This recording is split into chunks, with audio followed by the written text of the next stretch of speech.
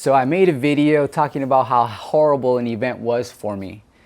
And a ton of you guys are asking, well, isn't the client going to pay? Isn't that covered in your contract agreement? And in my contract agreement, section C, it goes over equipment damage, and it specifically says that yes, the client, my client would have been, let's say, liable for the damage made on the booth because it was their event and it was their guest, it was their attendant.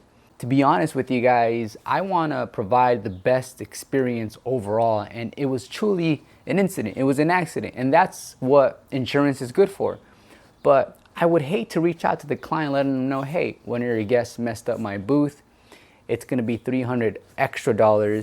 So in a situation like this, what I much rather do is pay out of my pocket and have that as an expense at the end of the year when I do my taxes. Now, if the incident cost a lot more, even more money than I actually made at the event, then that's where I would reach out to the client, revisit the contract section C on my 360 booth contract, and let them know, hey, these are the expenses, and maybe meet them somewhere halfway, because once again, guys, as photo booth rental businesses, we want to just be fun, and we want to be remembered as a positive influence, a positive moment in their life. So with that being said, I won't be calling the client and charging them extra for the damages done on my 360 booth. However, in a situation where one of their attendees got hurt because of my equipment, I'm just glad I have Thimble insurance. And as you guys already seen in the video, it's a $2 million general liability insurance, and I'm only paying around $52 a month.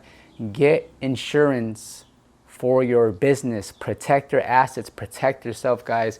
I'm gonna leave the Thimble affiliate link in the description box below. Guys, get a quote, and then get another quote, get at least 3 quotes, but please don't show up to events without insurance. I hope this video helps. Take care.